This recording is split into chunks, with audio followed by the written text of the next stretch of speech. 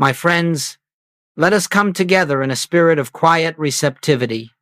Let us set aside for a moment all the noise that surrounds this subject, all the debates, all the arguments, all the claims and counterclaims that have filled the world with confusion. Let us meet here, not to defend a position, not to prove a point, but to rest in the gentle recognition that truth reveals itself only in stillness. There is much said today about Christ consciousness. Some embrace it with enthusiasm, others reject it with fear or suspicion. Many are uncertain, pulled between voices that speak loudly in opposite directions. One group declares that this teaching is the highest revelation. Another insists that it is deception. And between these two extremes, the sincere seeker is left wondering what to believe.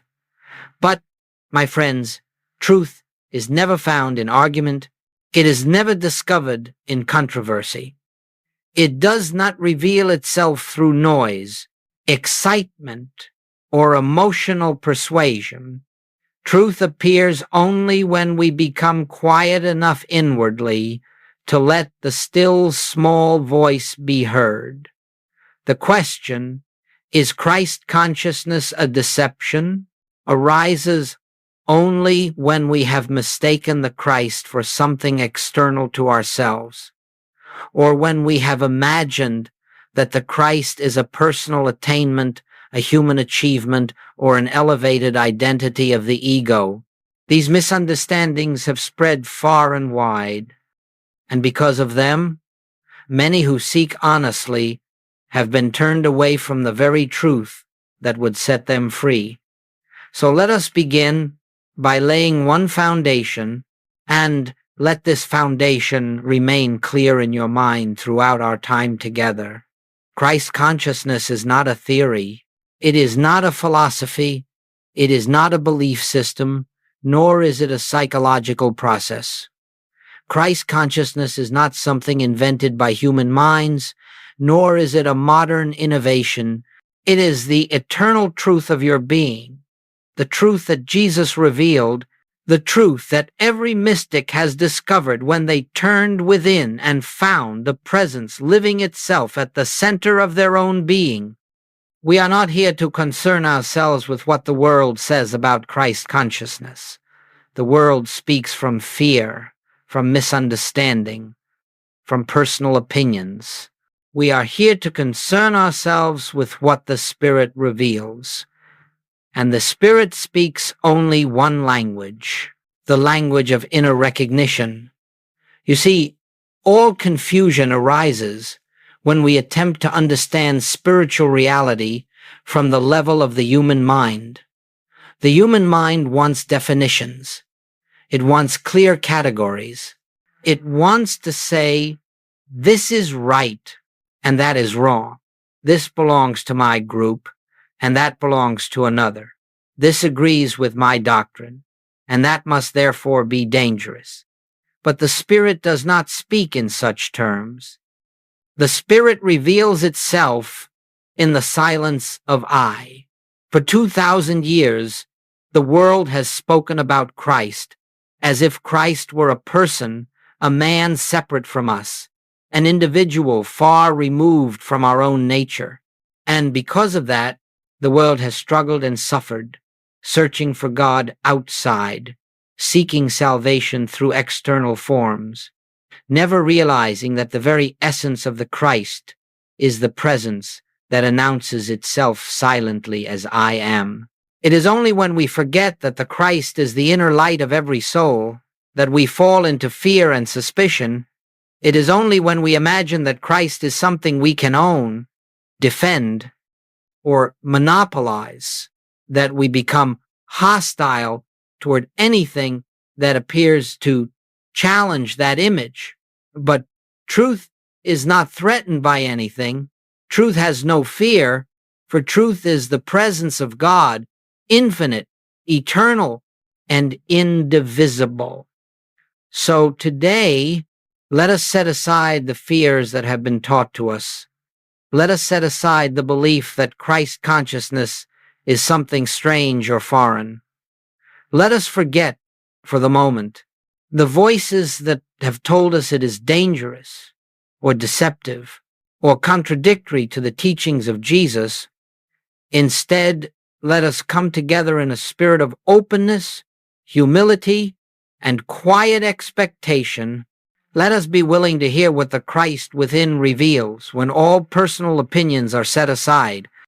Christ consciousness, as we shall discover, is not a replacement for Jesus. It is the very life that lived as Jesus. It is the presence that spoke through him. It is the light that he embodied so perfectly that humanity could behold it. And that same light is the truth of your identity. You do not attain Christ consciousness. You awaken to it. You do not create it. You recognize it. You do not make yourself worthy of it. You discover that it has always been the essence of your being. This is where we begin, not in fear, not in argument, not in human interpretation, but in the quiet realization that the Christ is not something external to be judged, but something internal to be revealed. Let us walk gently, my friends, for the subject before us is holy, and as we move deeper into this exploration, the controversies will fade away, and the truth will stand on its own, simple, clear, and self-revealing. My friends, before we can determine whether Christ consciousness is misunderstood or misrepresented, we must first become clear about what the term actually means. And we must become clear in the only way that spiritual clarity ever comes, not through definition alone, not through intellectual analysis, but through recognition. For spiritual truth does not enter through the mind. It reveals itself through the soul. So let us sit quietly for a moment. Let the mind grow still. Let the questions fall away. Let the personal opinions soften. And in that silence, let us listen for the inner meaning of this word Christ, which for so long has been spoken about, argued about, defended, misunderstood, and yet so rarely recognized. When I use the word Christ, I am not speaking of a man. I am not speaking of Jesus' human identity. I am not speaking of a personality who lived 2,000 years ago. When I speak of the Christ, I am speaking of the divine presence that animated Jesus, the Spirit that performed his works, the light that spoke through him and said, "I and the Father are one." That light did not begin with Jesus, and it did not end with Jesus. It is the eternal self of every individual, waiting to be recognized. Christ is not a person. Christ is the spiritual identity of every soul. Christ is the presence of God, appearing as individual being. Christ is the universal selfhood of all who have ever lived and all who ever will. Jesus revealed the Christ. He embodied it. He expressed it without obstruction, but he did not possess it as something unique to himself. He demonstrated it so that you and I might also awaken to that same presence within our own being. This, my friends, is the radical clarity that dissolves confusion. The Christ is not something outside of you. The Christ is the truth of you. Now, let us consider the second word, consciousness. What do we mean by that? Consciousness is not thought, nor is it emotion. It is not belief. It is not imagination. Consciousness is awareness.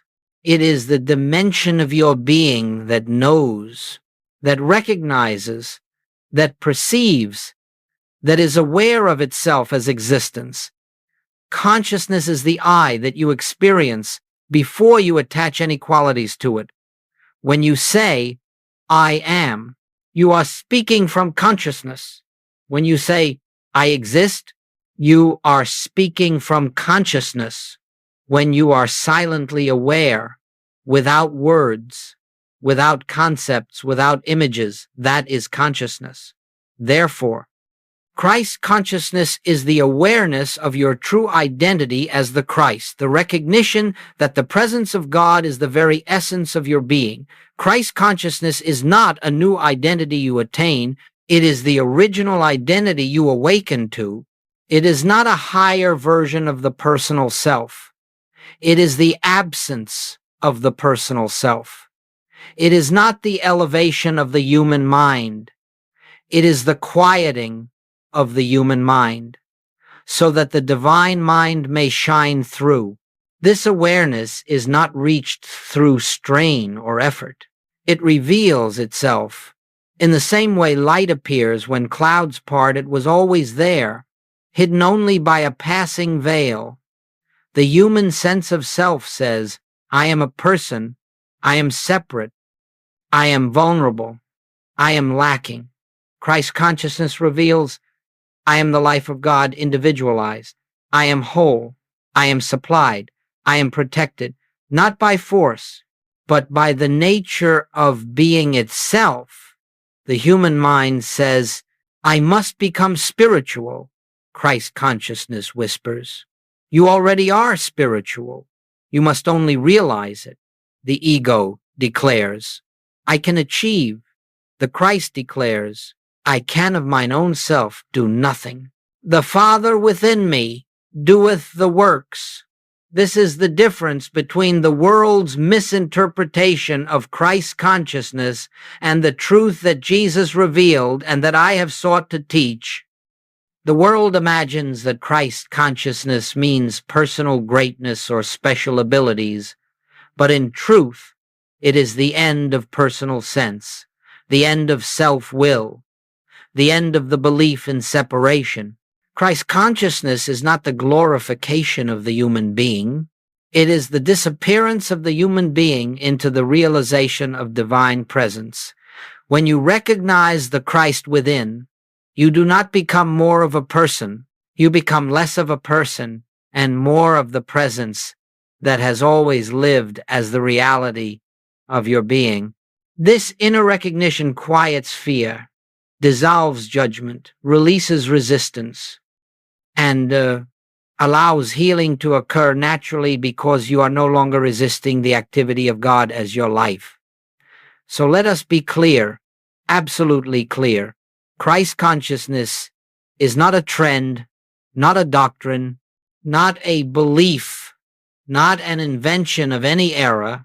It is the eternal nature of your being, revealed by Jesus, taught by the mystics, and discovered by all who have turned within and found the same presence looking back at them as their own eye. And now, with this foundation, we can move deeper. We can begin to examine why so many misunderstand this truth, why some fear it, why some condemn it, and why the world has stumbled over a revelation meant to set humanity free. My friends, when spiritual truth becomes spoken of in the marketplace of human thought, when it is carried from one mind to another without the inner realization that gives it life, it is easily distorted. And because of this, the world has developed many misunderstandings around the idea of Christ consciousness. These misunderstandings are not malicious. They arise simply because the human mind attempts to grasp what can only be known by the Spirit. Let us gently, lovingly, and quietly explore these misunderstandings, not to condemn those who hold them, but to see through them, so that the truth may stand unveiled. The first misunderstanding is this, that Christ consciousness is the claim that the human self is divine. Many fear this. They say, how dangerous it is to tell people they are God. What deception lies in telling humanity that it needs no Savior, no Redeemer, no grace. And indeed, if someone were to say, my human personality is divine, my ego is God, That would be deception. It would be delusion. For the ego has no spiritual substance, no permanence, no reality. But, my friends, Christ consciousness never glorifies the ego. It reveals its nothingness. It does not say that the person is divine. It says the person is an appearance through which the divine may shine when the personal sense dissolves. If you have ever truly touched the inner presence, even for a moment, you know that it does not inflate the self. It silences it. It does not exalt the personality. It removes it from the center entirely. It does not make you feel powerful. It makes you feel transparent, as though the presence of God were the only life living itself through you. The second misunderstanding is this, that Christ consciousness replaces Jesus or diminishes his role. Some fear that this teaching takes away from the uniqueness of Jesus, that it denies his divinity or rejects his mission. But nothing could be farther from truth. Christ consciousness does not reduce Jesus. It reveals the true magnitude of what Jesus embodied. It honors him not merely as a man to be worshipped, but as the perfect vehicle of the Christ, the light that is the life of every soul. When Jesus said, "The works that I do, ye shall do also," he was not diminishing himself, he was elevating us. He was showing us that the same presence that operated as his being is the presence that constitutes our being. To recognize Christ within yourself does not dishonor Jesus. It fulfills his teaching. The third misunderstanding is this, that Christ consciousness is a quest for power, manifestation, or spiritual superiority. This misunderstanding arises because the human mind looks for advantage, for accomplishment, for something it can attain. And so, some have taught Christ consciousness as though it were a method to gain spiritual strength, attract material good, or achieve mystical abilities. But this is not Christ consciousness. This is the ego seeking spiritual clothing. The true Christ reveals its own nature. I can of mine own self do nothing. This is the heartbeat of Christ, consciousness. It is not the assertion of personal power. It is the surrender of personal will. It is the recognition that God, the infinite, invisible, is the only presence acting through us as life, as mind, as supply, as love. The fourth misunderstanding is this, that Christ consciousness is part of an occult or New Age movement. This belief arises because, in the absence of true understanding, people group ideas together based on words rather than on essence. They hear phrases that sound unfamiliar, or they encounter individuals who use the term loosely without reverence, without realization, and so they assume that Christ consciousness is simply another modern trend. But, my friends, Christ consciousness is ancient. It is older than Christianity, older than religion, older than any sacred text. It is the eternal truth of being, existing before Abraham, before Moses, before the prophets, before the world was formed. It is the I, the divine awareness, that is the very foundation of your existence. The problem is never the term. The problem is always the level of consciousness from which it is spoken. When spoken from the human mind, Christ consciousness becomes a concept misunderstood and misused. When spoken from the Spirit, it becomes the revelation of the one presence, the one power, the one life, expressing as all. And so the confusion arises not because Christ consciousness is deceptive, but because human interpretation is always limited. The mind tries to grasp what can only be lived. And when the mind grasps, it distorts. When the Spirit reveals, it illumines. Let us therefore be very gentle with those who fear this teaching. Let us be patient with those who condemn it. They are not opposing truth. They are protecting the image of truth they have inherited. They fear the loss of the familiar. They fear anything that appears to challenge their understanding of God and salvation. And fear, my friends, is only the result of not yet having felt the presence within.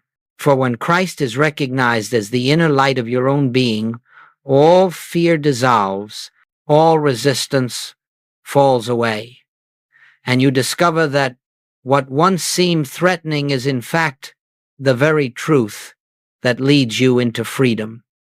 Let us move forward now, deeper into the heart of this matter, and see what the Christ truly is when all misconceptions are set aside. My friends, now that we have seen the misunderstandings that cloud this subject, let us turn our attention to the true nature of the Christ. For unless this is clearly understood, everything else will remain confused. Everything else will remain tangled in the beliefs of the world. And the Christ, which is simple, which is ever present, which is nearer than breath, will seem distant, mysterious, and veiled. Let us begin with a very quiet realization. The Christ is not a religious term. The Christ is not a theological idea. The Christ is not a historical figure. The Christ is the living presence of God, individualized as your own being. It is the spiritual identity of every soul, whether recognized or unrecognized, whether realized or unrealized. It is the invisible, infinite essence of life that stands behind the appearance of form. It is the silent reality that Jesus embodied and revealed. When Jesus walked this earth, what made him the Christ was not his body, not his birth, not his lineage, not his personality. What made him the Christ was his transparency to the presence, his utter absence of personal selfhood. His life was a window through which the Father could shine without obstruction. He did not possess the Christ. The Christ possessed him. He did not claim divinity for his human self. He surrendered his human self so completely that only the divine remained. And so, the Christ is not something Jesus had that you do not possess. The Christ is not a special attribute reserved for one man. The Christ is not the exclusive property of any religion or any doctrine. The Christ is the universal presence of God expressed as individual being. Now, let us be very clear. This does not mean the human personality is divine. It does not mean your human opinions, your human emotions, your human desires, your human ego are the Christ. No, the Christ is the I behind the I that you speak every day, the spiritual identity behind the human name, the divine essence behind the human life. When you say, I am, before you add any description to it, before you say I am tired, or I am discouraged, or I am joyful, or I am afraid, there is a pure I that stands alone. That I is the Christ. It is the light that Jesus spoke from when he said, I am the way, the truth, and the life. He did not mean I, the man. He meant the eternal I that spoke through him. This is why he could say, before Abraham was, I am. Not I was, not I existed, but I am. The Christ is timeless. The Christ is birthless and deathless. The Christ is not bound to form, yet expresses through form. The Christ is not limited by matter, yet appears in matter. The Christ is not the body, yet animates the body. And this Christ, this eternal divine identity, is the truth of every individual on the face of the earth. It is the same in the saint and in the sinner. though recognized in one and hidden in the other. It is the same in the wise and in the ignorant, though shining through one and veiled in the other. It is the same in those who embrace it and in those who deny it. Christ is not created by belief. Christ is not destroyed by disbelief. Christ is the reality of being. You see, my friends, the moment you separate Christ from yourself and place it on a pedestal, far away, belonging to another, you lose the message Jesus came to reveal. The world has worshipped Jesus while missing the Christ. It has adored the messenger while ignoring the message. It has elevated him so high above humanity that his teaching became impossible to follow. But Jesus did not come to show what one man can do through special divine favor. He came to show what God is doing every moment as the life of every individual. His mission was not to create worshipers. His mission was to awaken sons and daughters of the living God to their true identity. Now let us consider another clarity. The Christ does not deny the human experience. It does not ignore pain. It does not pretend suffering is unreal on the human level. It does not call the body unimportant or the world illusion in a careless way, but it reveals that these appearances do not define you. They do not have power over your true being. They are not the final truth of what you are. Christ consciousness, in its purity, does not say, deny your experience. It says, do not identify with your experience. There is a vast difference. When you look at your life and say, I am sick, you give the condition your name, you place the label of divinity upon a passing appearance. But when you look at the same condition and say inwardly, the I that I am is not touched by this appearance, then you are resting in the Christ. You are recognizing the truth behind the form. You are acknowledging the presence that stands where the problem seems to be. The Christ is not about escaping life. The Christ is not about transcending responsibility. The Christ is not about withdrawing from the world. The Christ is the light that reveals reality within the world. The Christ is the presence that lifts consciousness out of fear even while the outer experience continues. The Christ is the inner assurance that nothing real can be harmed and nothing unreal can endure. And so, let us gently come into this recognition. The Christ is the divine self of you, not your ego, not your personality, not your intellect, not your emotions. The Christ is the presence of God living itself as you, speaking itself as you, moving itself as you, being itself through you. When this is seen, even dimly, even faintly, the fear of deception melts away, for nothing can deceive the one who recognizes presence. Nothing can mislead the one who has found the source within. Nothing can frighten the one who has discovered the divine I behind all appearances. Let us hold this quietly in our hearts as we continue deeper into this revelation. My friends, having opened our hearts to the true nature of the Christ, it is now time to speak with loving clarity about something that has misled many sincere seekers. It is a gentle warning, not a rebuke. It is an invitation to discernment, not a call to judgment.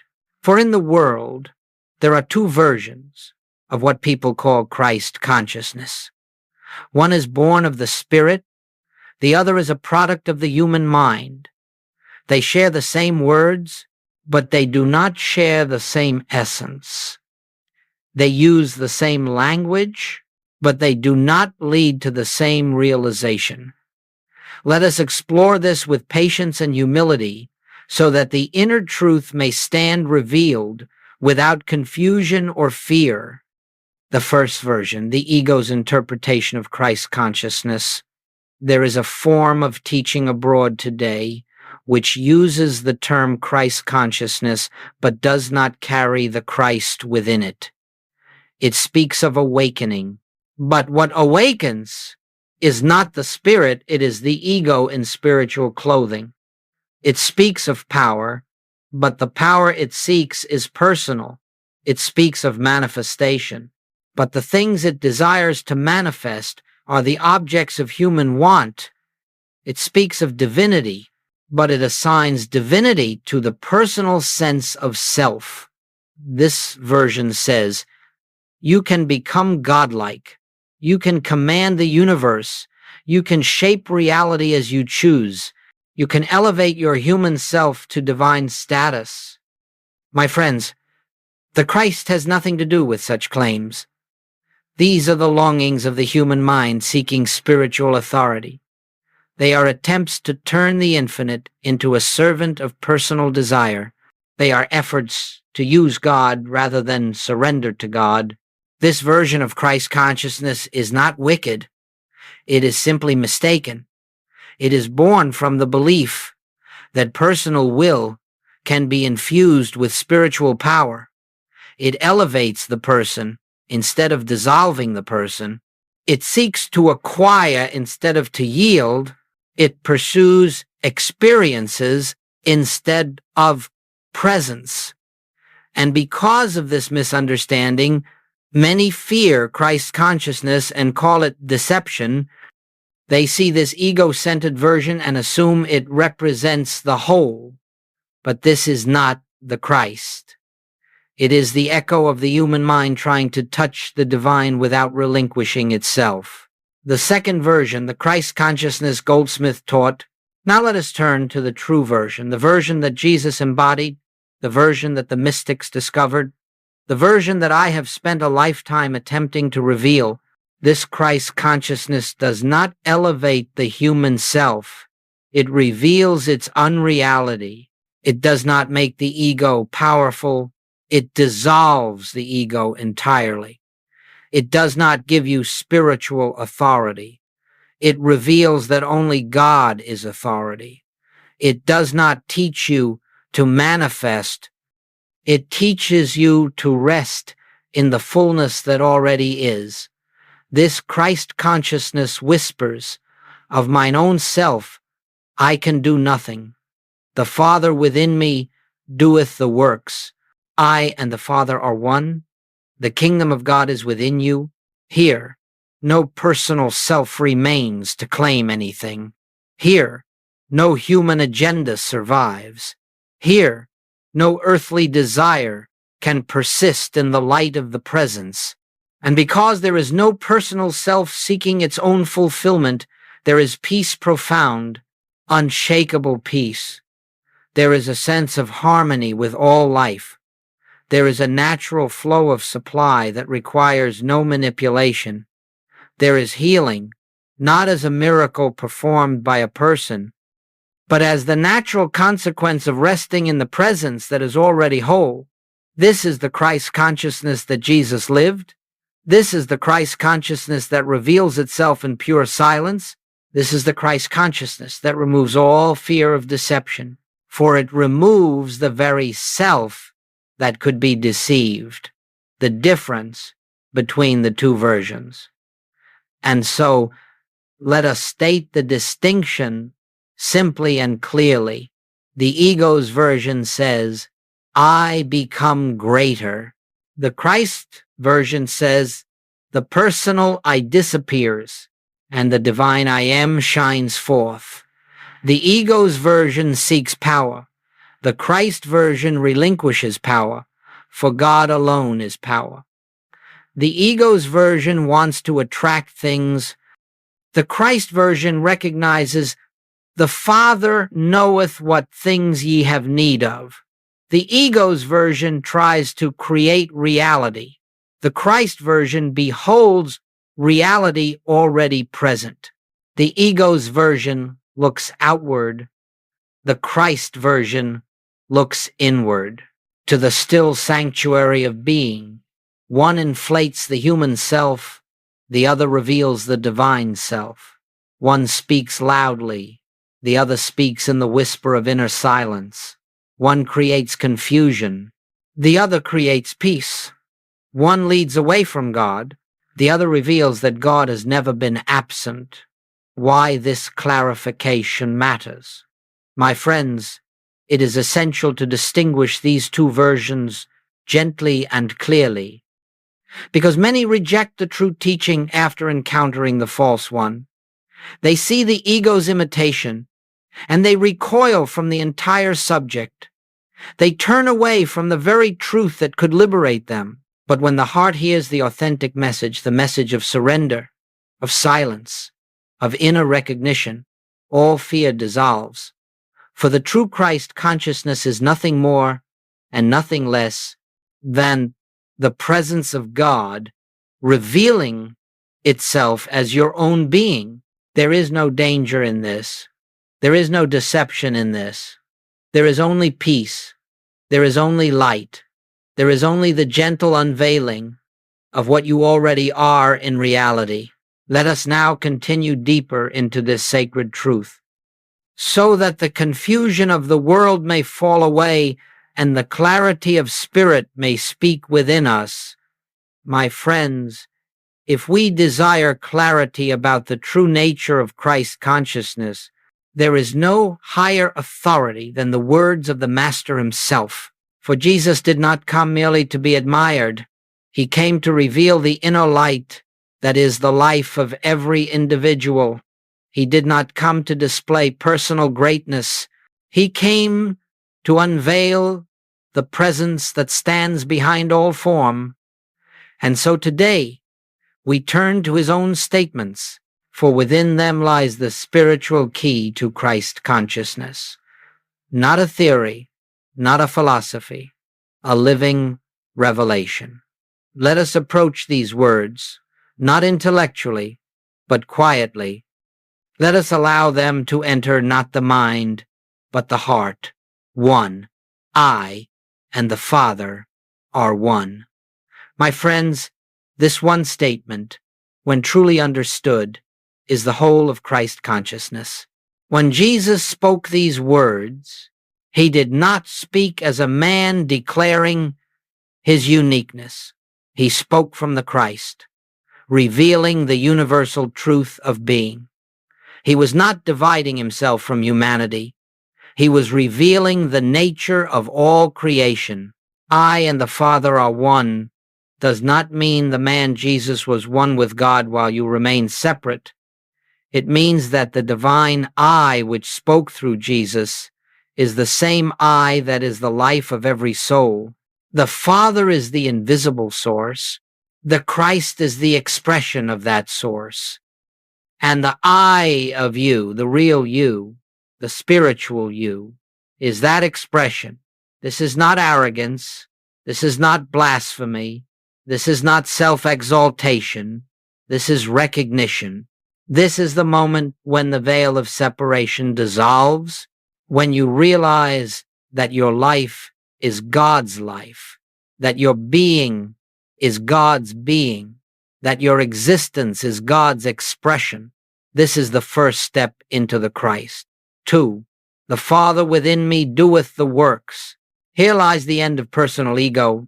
Here lies the death of the belief that we are separate, individual beings with private minds and private powers. Jesus did not say, I perform miracles through spiritual techniques. He did not say, I heal with my mind. He did not say, I manifest through personal mastery. He said, the Father within me doeth the works. This is the essence of Christ consciousness. God is the only presence. God is the only mind. God is the only power. God is the only doer. And when the human self steps aside, when the personal I falls into silence, the divine I am shines forth, and healing occurs naturally, not as a supernatural event, but as the activity of reality revealing itself. When you know, even in a small measure, that the Father within you does the works, you cease struggling. You cease trying to fix the world. You cease attempting to manipulate circumstances. You enter the rest that Jesus lived in every moment. This is Christ consciousness. 3. The kingdom of God is within you. With these words, Jesus removed God from every external location. He removed God from the heavens above. He removed God from temples and holy mountains. He removed God from rituals and systems. He removed God from doctrines and institutions. He placed God in the only place where God can ever truly be realized within you, not within your mind, not within your emotions, not within your imagination, but within your consciousness, the silent, living presence at the center of your being. Every spiritual journey that seeks God outside must eventually fail. Every attempt to reach God through external means must eventually collapse. Every religious practice that overlooks the inner kingdom remains incomplete. Christ consciousness begins when you turn inward, not to find something new, but to discover what has been there eternally. 4.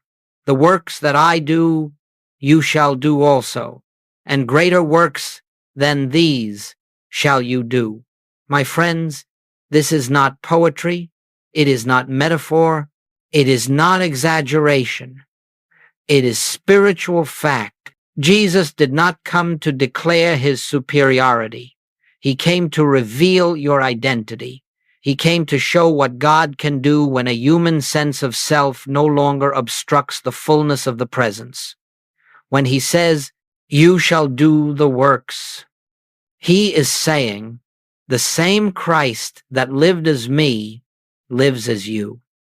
Not the ego, not the personality, not the conditioned mind, but the eternal Christ, the divine I, the presence of God manifesting as individual being.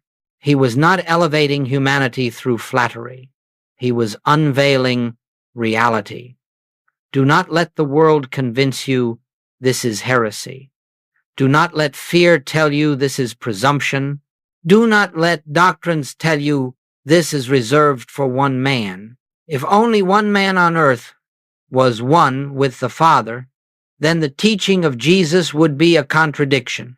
But if the Christ is the light, which lighteth every man that cometh into the world, then the teaching is fulfilled.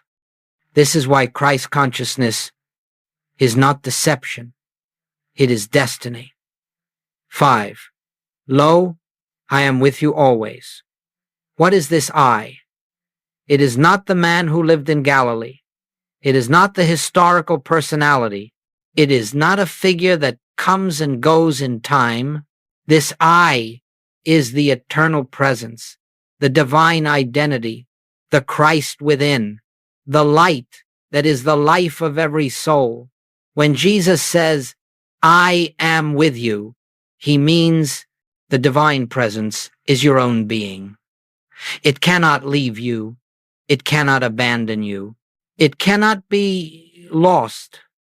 When you discover this, fear dissolves, loneliness dissolves, suffering softens, and you awaken to the truth that you have never been separate from God for one instant. This is the heart of Christ, consciousness bringing his words together.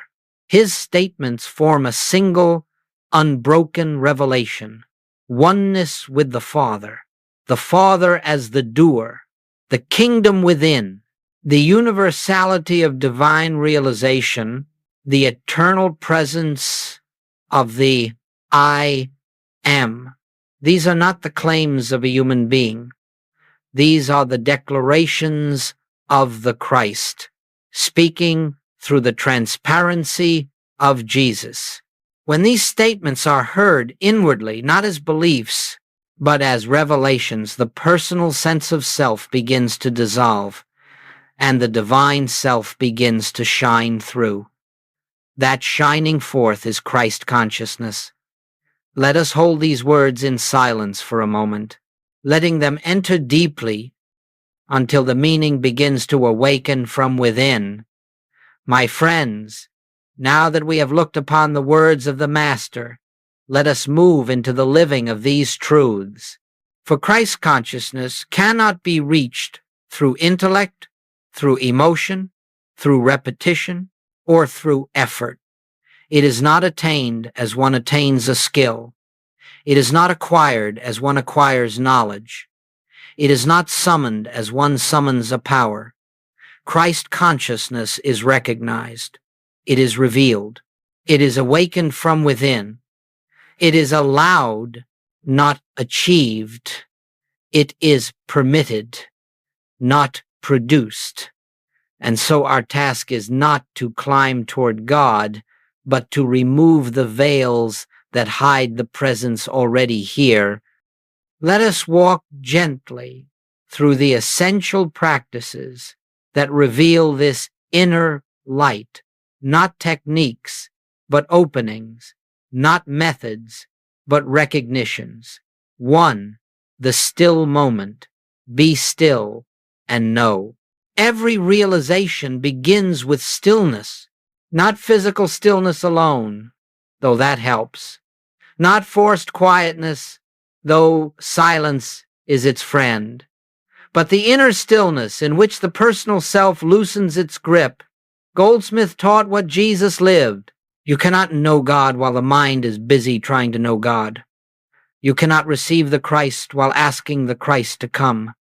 You cannot hear the still, small voice while shouting your desires into the silence.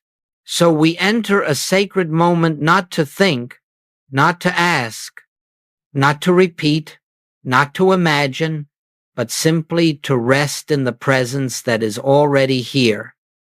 In that moment, we gently let go. Let go of trying to reach God. Let go of trying to understand truth. Let go of trying to fix life. Let go of trying to become spiritual. And in the quiet that remains, the Christ begins to reveal itself. 2. The practice of recognition. I am is here. Recognition is not affirmation. Recognition is not positive thinking. Recognition is not mental repetition. Recognition is simply awareness of what already is. Goldsmit would enter meditation not to change conditions, but to recognize the presence that stands behind conditions. Quietly, inwardly, he would rest in the recognition, I am the presence of God, being itself. Not the body, not the mind, not the personality, but the invisible presence, expressing as this being. This is not something to repeat mechanically. It is something to feel softly, inwardly, like a whisper from within your own being. As you rest in recognition, the human sense of I begins to soften. The boundaries of personal identity dissolve.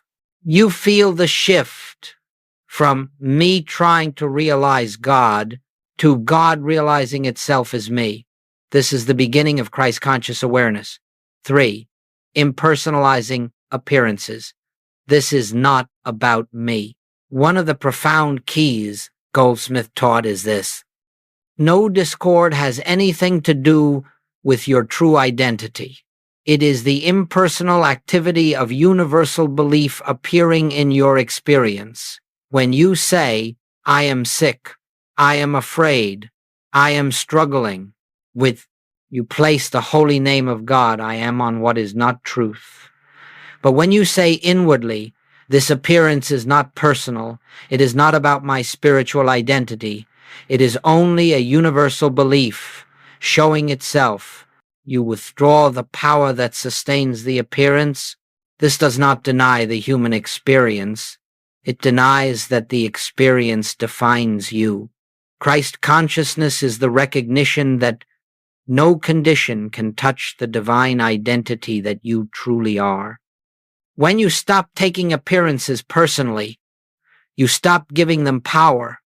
And when you stop giving them power, they dissolve, not always instantly, but inevitably.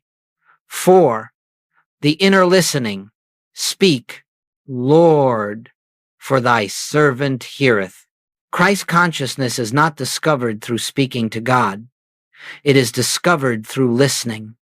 There is a presence within you that knows.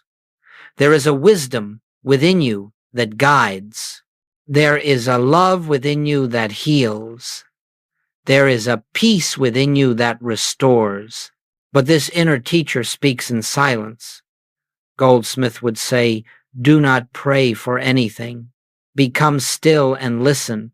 Listen not with the ears, but with the heart. Listen for the wordless assurance that rises not from your thoughts, but from the very ground of your being. Sometimes the silence itself is the answer. Sometimes the peace itself is the guidance. Sometimes the stillness itself is the healing. Christ consciousness is a listening state, a yielding state, a surrendered state. 5. Resting without agenda. Thy will be done.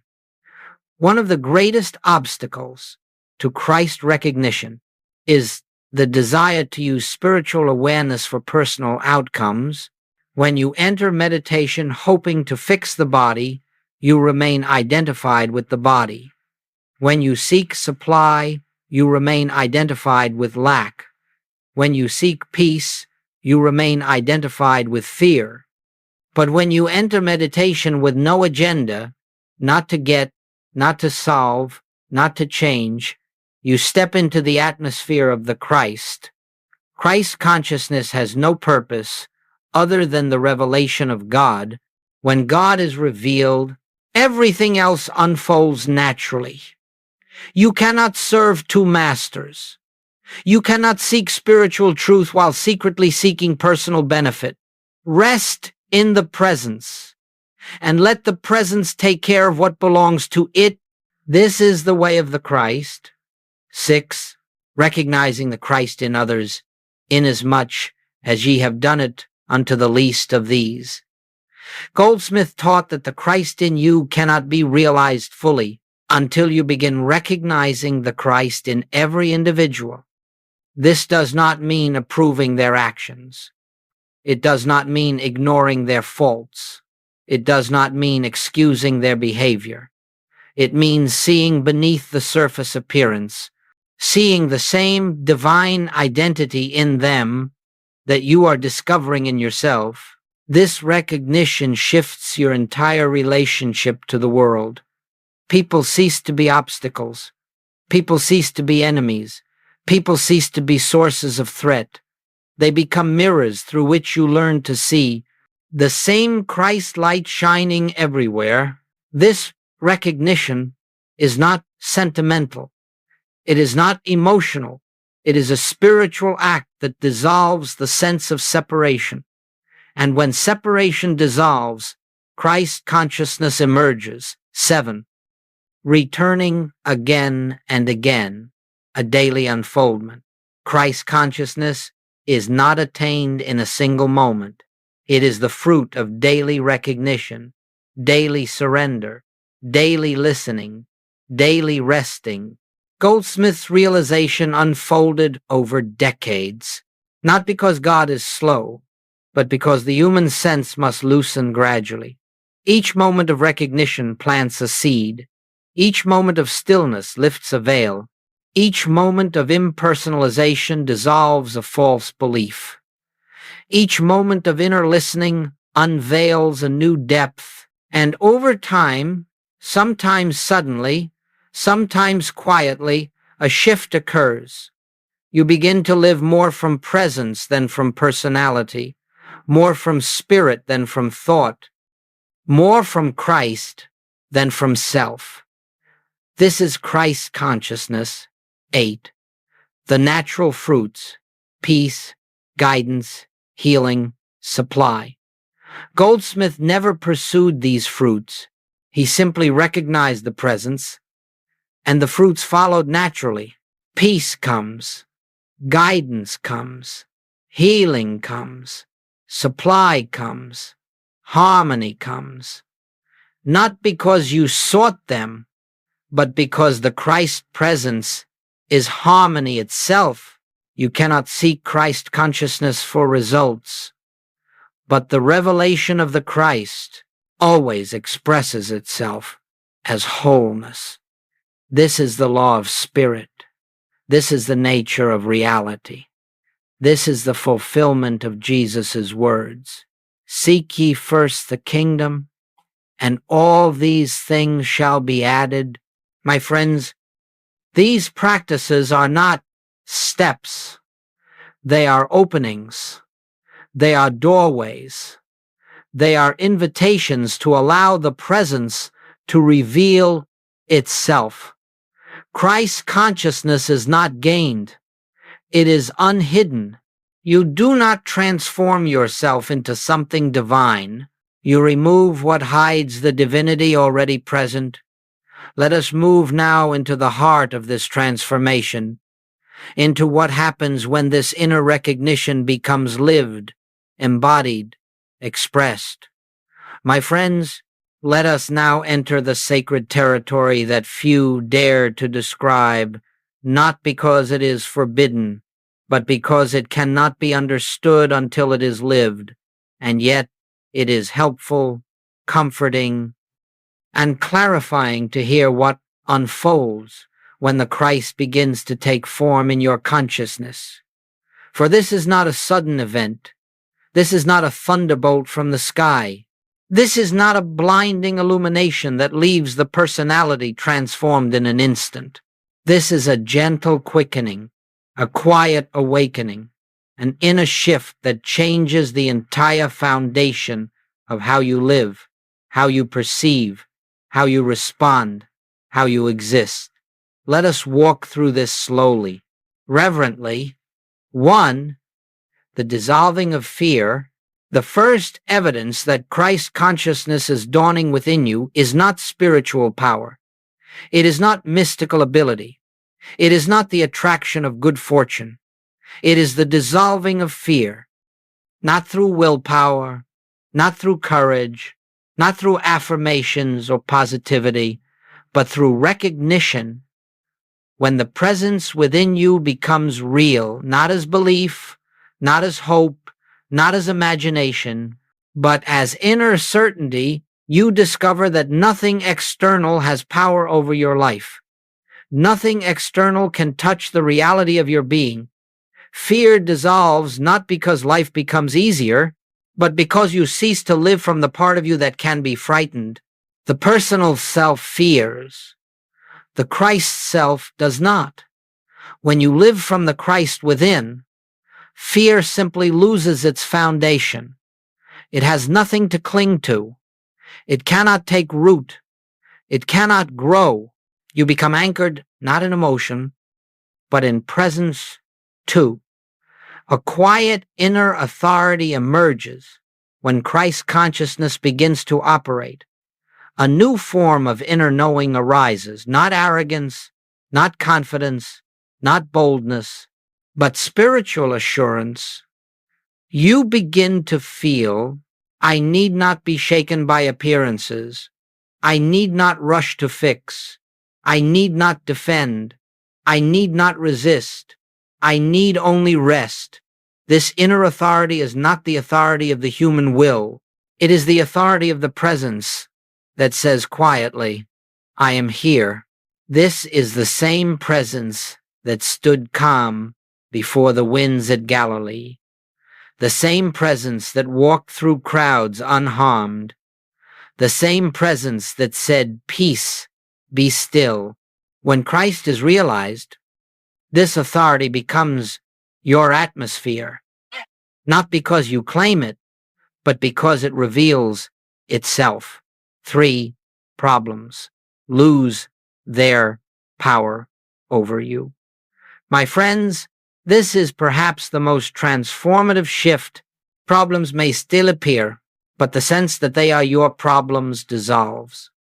You begin to see every challenge not as a personal burden, but as an opportunity to rest in truth. A financial problem appears, but the anxiety is absent, for you know that supply is the infinite fullness of God, and that supply cannot be withheld. A health concern arises, but the panic is gone, for you know the body is not the source of life, and life cannot be threatened. A relationship conflict surfaces, but the defensiveness is missing, for you know the Christ in you meets the Christ in the other, and harmony unfolds through recognition. Problems do not magically vanish. Your relationship to them transforms, and because of that transformation, the problems begin to shift, dissolve, reorganize, or pass away, not through effort, but through consciousness. 4. Daily life slows into presence. One of the signs that Christ consciousness is unfolding is that your whole experience of time changes. You move more slowly, not physically, but inwardly. There is a sense of spaciousness around every activity. You perform ordinary tasks with a quiet awareness of the presence accompanying you. You do not rush, you do not strain, you do not live reactively. You begin to experience what Jesus meant when he said, "My peace I give unto you." This peace is not the absence of activity. It is the presence within activity. You may be busy outwardly, but inwardly you are resting, listening, abiding. Your life becomes a continuous meditation, not something you do, something you are. 5. Healing occurs in a new way. Healing no longer comes from trying to fix the body or the mind or the world. Healing comes from the revelation of truth. You begin to witness, not imagine, not affirm, not hope, that every condition of discord is the manifestation of a false belief, and the moment truth is recognized, the belief loses its substance, and the appearance dissolves. Healing becomes natural, unforced, effortless, sometimes gradual, sometimes sudden, always peaceful. Christ consciousness does not heal as a power. Christ consciousness reveals that there is nothing to heal in the first place, only truth to be known. 6. Supply becomes a flow. Instead of a pursuit, you cease chasing after good. You stop trying to attract prosperity. You stop believing there is something external you must obtain. Instead, you begin to feel the presence of God as the fullness of your life. Supply comes as needed, not through manipulation, but through recognition. Opportunities appear without striving. Resources arrive without desperation. Solutions present themselves without effort. Why? Because the Christ knows no lack. And when you abide in the Christ, you leave the consciousness of lack entirely. 7. Relationships are transformed. When Christ consciousness begins to reveal itself, you cease seeing others as personalities. You see beneath the surface. You sense the divine identity in everyone, even those who oppose you. Judgment dissolves. Resentment dissolves. Grievance dissolves. You no longer try to change people. You no longer try to correct them. You no longer need them to be different. You rest in the realization Christ is the truth of them, whether they know it or not, and this recognition itself begins to heal the atmosphere of every relationship you touch. People around you feel safer, they soften, they respond differently, not because you attempt to change them, but because the presence you carry changes the space in which they stand. 8. An unseen radiance begins to shine through you. You may not notice it at first, but others will. A calmness, a clarity, a quiet depth, a presence that cannot be explained. You do not preach, you do not persuade, you do not try to convert. Your presence itself becomes the message. You become, unconsciously and without effort, a transparency for the light of God. This is the ministry of presence Goldsmit spoke of. It cannot be taught, it cannot be learned, it cannot be practiced. It is the natural radiation of the Christ realized. People feel healed simply by sitting with you. People feel more peaceful after speaking with you. People feel hope in your silence, not because you are special, but because Christ is present, and Christ alone does the work. 9. The personal self gently falls away. This may be the most profound consequence.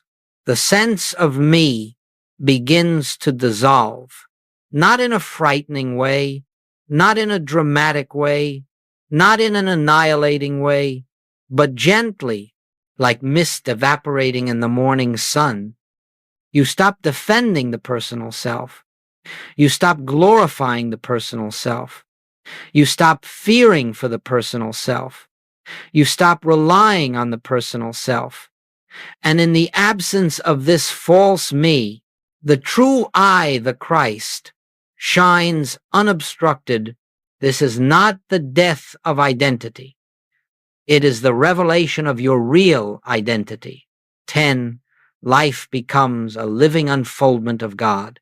Eventually, Christ consciousness brings you into a state where you live entirely from the realization that God is the life of me, God is the mind of me, God is the love of me, God is the being of me, God is the infinite, invisible, expressing as me. You cease planning life, life unfolds. You cease controlling life, life moves.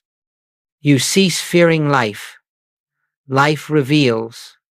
You live spontaneously, in harmony, guided not by thought, but by presence.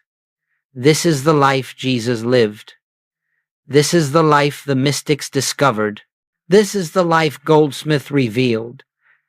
And this quietly, simply, gently, is the life that becomes yours when the Christ is realized within you. My friends, this is not imagination. This is not theory. This is not wishful thinking. This is lived experience, the fruit of recognition. Now let us complete our journey with the final section, the gentle closing of this unfolding. My friends, we have walked together through a sacred path, not a path of belief, not a path of doctrine, but a path of inner recognition. And now, as we come to this concluding moment, let us not think of this as an ending, for truth has no ending, presence has no boundary, awakening has no final chapter. This is not the close of a teaching. This is the beginning of a life lived from a deeper center, a quieter foundation, a truer identity. Let us rest together for a moment in silence, for in silence the Christ speaks. And now, hear these words not as instruction, but as invitation. 1. You do not need to become anything. Let this truth settle gently. You are not on a journey to find God. You are on a journey to remove what hides God. The Christ you seek is not far off. It is not waiting for you in the future. It is not revealed through attainment, achievement, or struggle. It is the light within you, already shining, already present, already whole. There is no distance between you and God. There is only unawareness, and awareness returns the moment you become still. 2. The Christ within you is not fragile. You may fear that this awareness can be lost. You may worry that this peace will fade. You may wonder whether today's clarity will be tomorrow's confusion. But hear this quietly. Christ consciousness does not begin in you, and therefore it cannot end in you. It is eternal. It is infinite. It is God's own presence. Expressing as your being, what fades is not the Christ. What fades is the veil. And each time you turn inward, each time you rest in the presence, each time you listen, the veil grows thinner until one day it dissolves. San, the world does not need your power, it needs your presence. You may be tempted to go forth and fix the world, to teach others, to convince them, to correct their misunderstandings, but that is not the way of the Christ.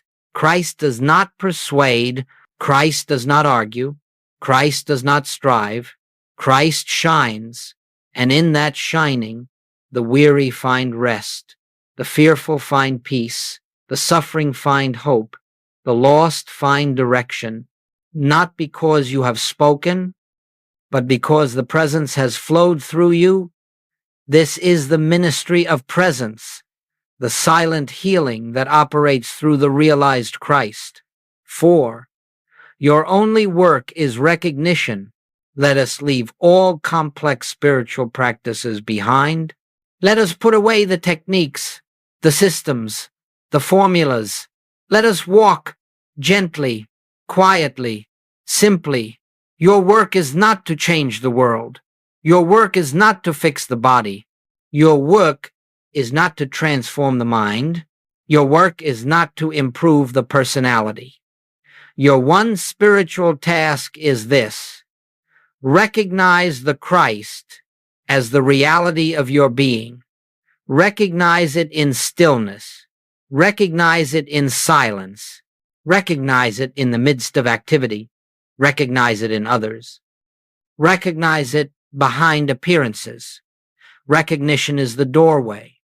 Recognition is the unveiling. Recognition is the realization. And realization is the healing.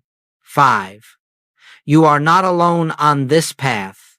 Every seeker who touches the Christ enters a universal communion, a communion not of bodies, not of minds, but of spirit. Those who walked this path before you walk with you now. Those who awakened in centuries past support your awakening in this very moment.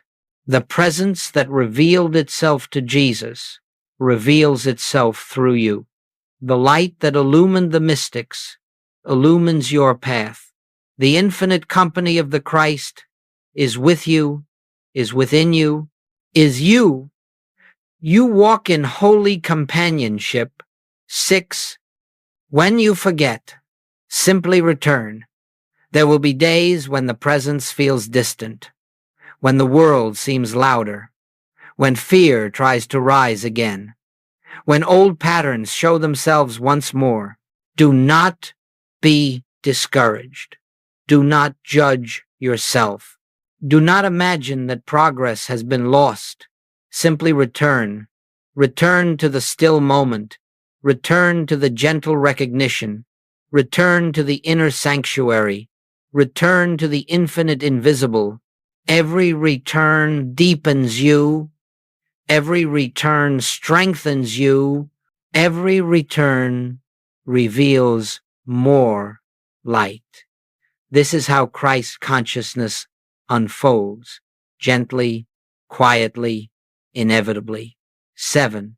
The Christ is your true identity. Live from it. There is nothing left to seek, nothing left to become, nothing left to achieve. Only this remains. Live from the awareness that Christ is the reality of your being.